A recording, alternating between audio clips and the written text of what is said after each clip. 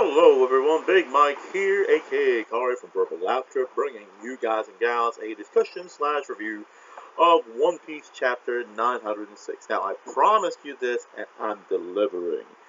Because this chapter had a lot of people talking, a lot of people thinking, a lot of people scratching their heads and saying, why, why, why? Now before that, let's talk about the stuff that happened prior to the ending. So we got Shirahoshi and the guys, fishmen, representatives, going on a pretty much climbing a very, very long set of stairs, high set of stairs, a mountain set of stairs, or a hill, pretty much, to Mary Jo's pub. Now, there are some things here that are kind of cool. Again, based on my own opinion, kind of smart the way Oda pretty much made it happen. And there are some stuff that I could say is something that we've already should not be shocked about. But again, we're going to be talking about that. So, the Ryugu Kingdom, the Ryugu, the Fishermen Island representatives, again, climbed up the stairs, went to the gates of Marijoa, and lo and behold, we pretty much ended up in a walkulator. That's how I would call it, but based on One Piece, it's called a travelator. Now, a travelator, walkulator, or escalator, you know what that is. It's again technology.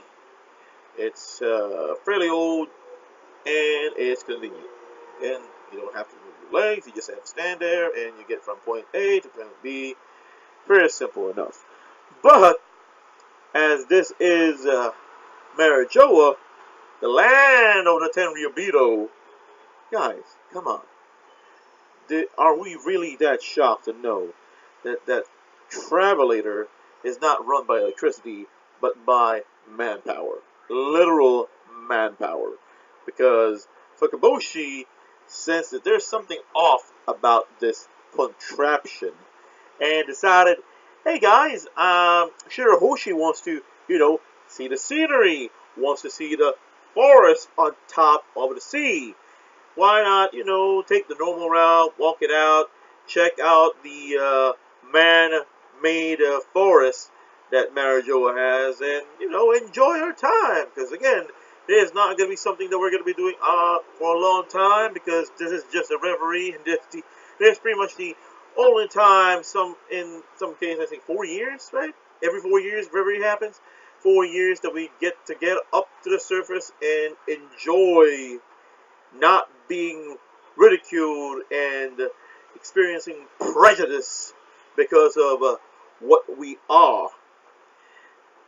But at the end of the day, there's slaves powering the damn thing, and that's how it is. There's even a guy that focused on him saying, please get me out of here, or if it's not possible, shoot me on the head. Again, not a shocker, but in some case, a good reminder to pretty much explain that the Tenrabito are a piece of shit. So, not only do we have that, again, this is where a lot of the smart thing that Oda is pretty much doing. We found out what the castle of the Tenrabito is called, which for me, kind of smart. Very cool. Very, very, very cool. It's called Pangea. Now, if you guys don't know what Pangea is, I don't know why. Because that's pretty much something that everybody talks about. Especially if you read dinosaur books or paleontology and stuff. You would see it there. Geography, yeah, it will also be there. But if you are a kid, you would love dinosaurs. And if you're a kid, you would see Pangea. Or Pangea, however you pronounce it. Okay? Now, it's funny. Well, no, it's not funny. It's smart that the castle is called that, Because if you don't know by now, if you're a One Piece fan, if you are calling yourself a One Piece fan, everyone knows that the Tenrabito is the culmination of all the royalties that have ruled certain countries, that overthrew the supposed country or super country that I'm assuming, and by theory, is pretty much the land of the D's, the part of the history which is called a void century, that the Tenrabito and the world government are trying to pretty much, you know, keep away or try to hide. So again, it's a combination of all those countries that beat that super country, and they pretty much join into one place, which is the Red Line, on top of the Red Line, and built their own technical country, their own technical, uh, yeah, well, again, their own country pretty much of royalties, and they live in Pangea, which again, Pangea is the super, the ultimate, the biggest, because it's only one continent when the Earth was still young, because it's the combination of all the continents, all the countries, everything, into just one large, massive land. And being that that is the castle of the Tenrabito, I find it very cool that he calls it that, for the fact that everybody from all those countries, royalties-wise, have all come together into one single location, one single place to live, and that is the Pangea Castle. Again, pretty cool, based on my own opinion. Now, let's go to the fun parts.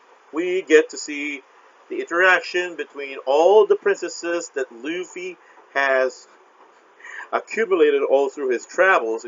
Again, pretty much the Straw Hats. Interacting, talking to each other, saying that I'm in debt to Luffy, I'm glad that you like Luffy, I'm glad that we're talking about this, it's going to be fun. Things like that. We also got Wapol, again, being Wapol. We also got introduced to his wife, which I don't know how in hell he got a wife. We also got, again, some reintroduction to some old characters, which we, again, pretty much knew were coming, like Dalton and Dr. Koreha. Phoebe's a given, Rebecca's a given, everybody's a given, Shirahoshi. Again, this is pretty much one of the biggest world-building events that we could probably have in this franchise, which is One Piece. Which is kind of sad that based on some updates from one of the, if not the editor of One Piece, this is a very short arc, which he doesn't even call it an arc because it might be finished within 10 chapters, which is a stab to the heart because we've been waiting for the Reverie for quite a long time, because we all know questions are going to be asked. We all know Luffy is going to be a topic. We all know the RA, the Revolutionary Army, will be a topic. We all know Cobra is going to drop a bomb. And we also know, based on the past previous chapters, the RA is going to declare war against the Tenrabito. And you're telling me we're only going to get 10 chapters of this?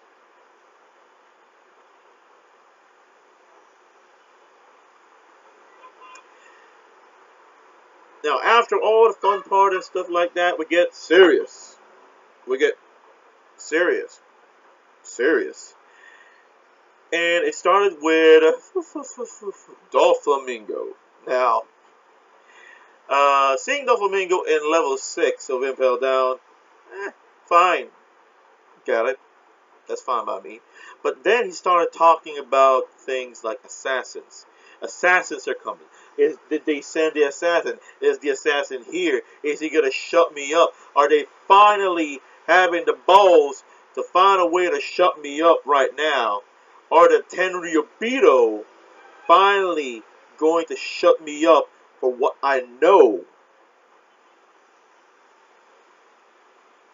and then it transitions to something a lot more crazy than that. We got a girl, and I'm assuming she is a girl. I'm assuming she is a woman. I'm assuming she is a lady. I'm assuming she is also royalty. And I'm assuming she's Luffy's mother. That's my own theory, guys. That's my own theory. Probably some other people also think that way. Because the way I see this is that this is Luffy's mother. This is Dragon's wife. This is Monkey D's biological mommy. Now, we see her, whoever this person is, holding two bounties. Luffy's and someone else, because it's behind Luffy's own bounty. She opens up a huge door,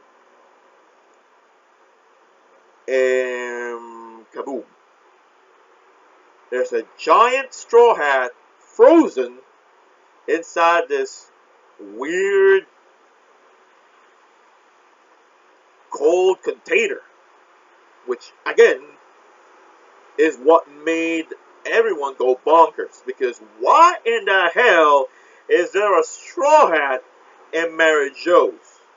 Mary Joa, depends on how you pronounce it, but why? Why does the Tenrabito are hiding a plain old straw hat? Is there a meaning to this? Is this Uranus? Is this treasure? Is this some sort of trophy? Are they crazy? Why are they keeping a freaking straw hat as a trophy? I don't believe that's a trophy. I believe there's something meaningful in that freaking straw hat. If not, there's probably someone inside that straw hat. Now, straw hat aside, because there's just so many stuff that you probably think about that's we're just going to steer away on a much more possible situation, which is focusing on the lady that is pretty much just a silhouette. She's royalty, hence the crown. She's a lady because of the hand. If you didn't, and I mean this, if you didn't notice the hand being very feminine as it is, then probably you would assume it's a guy. But based on the detail, again, that's my own opinion, she is definitely a lady. She is definitely a female. She's pretty much a woman. And my own reason for thinking that she is Luffy's mother is, again, my own assumption, my own theory, and again, if it will be the case, then that's great. There has been some talks about Dragon being a Tenryubito. But again, he's a D, so why would it be? But again, why wouldn't it not be? Why? Because if, again, this is just how I'm thinking about this. If this supposed Void Century is all about this super country that was defeated by a combination, or pretty much a combination of all the countries uniting to pretty much beat the super country, there might be a traitor amongst the ranks. Because basing on how this super country is being hyped, there would have been a possibility that they could have won. Unless, based on some theories, this group of countries used the said super weapons, like Pluto, Uranus, things like that, to beat said super country.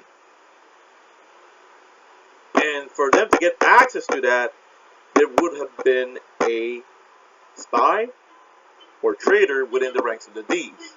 Now, I'm not saying it's going to be Dragon, because again, this is 200 or 100 years of history. It might have been a relative or a long time ago grandfather or things like that that betrayed the said super country and definitely regretted it, but in the end they're still part of the Tenrabito.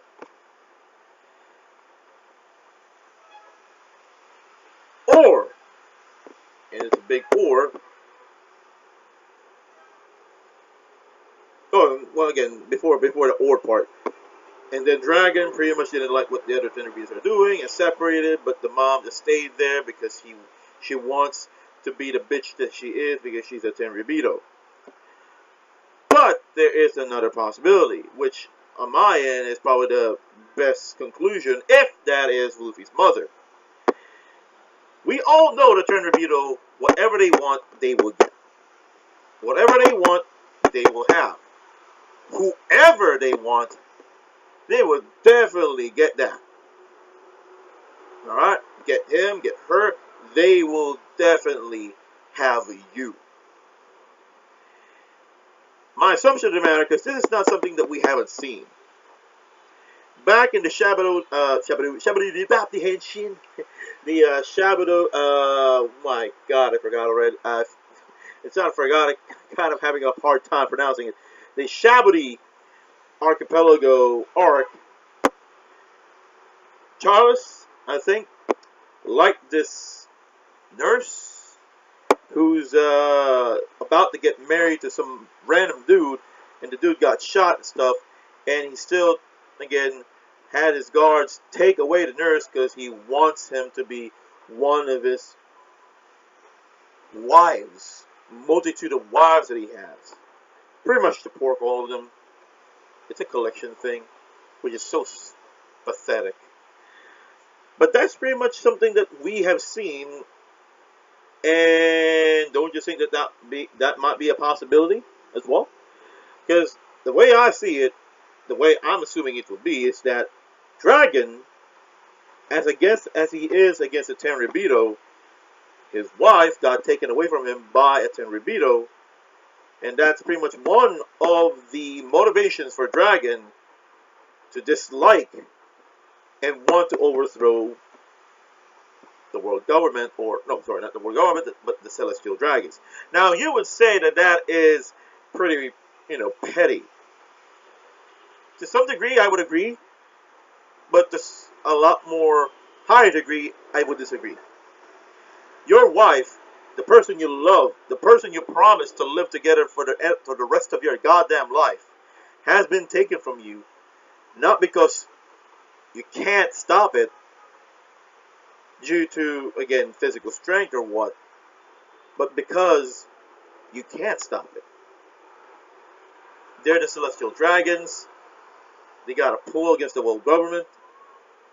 They can pretty much get you killed anytime they want, out of a whim, because they have the license to kill. They can turn you into a slave. They can turn you, your son, and everybody else in your family into slaves, or kill all of you all at once. They can. Why? Because they can.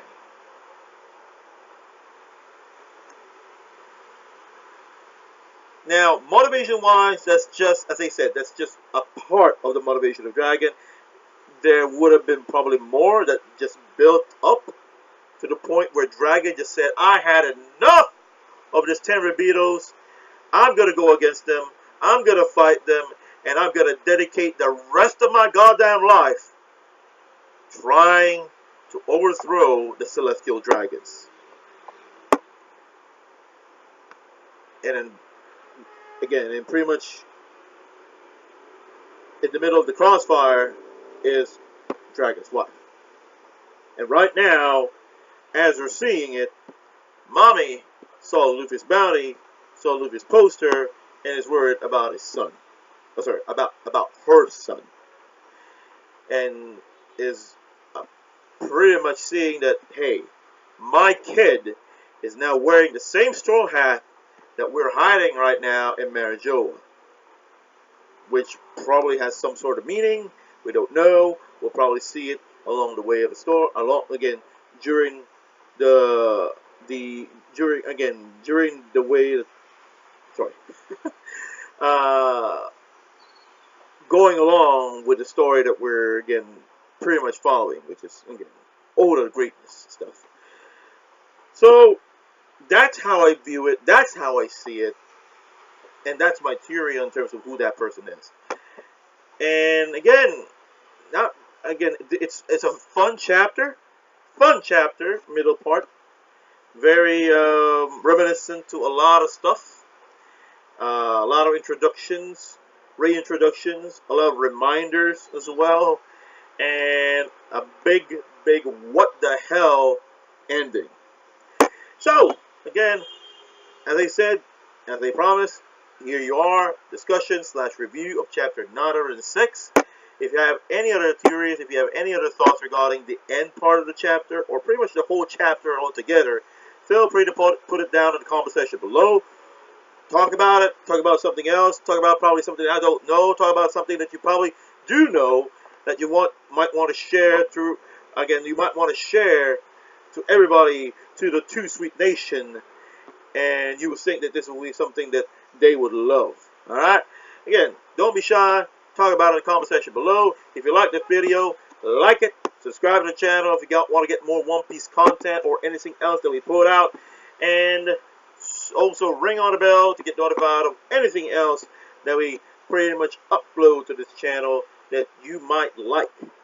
And as always, to our Two Sweet Nation, this is me, Big Mike, aka Kari, one half of the Man Without Regret, Purple Laugh Trip Productions, saying have a great day, have an awesome week, and too sweet to everyone.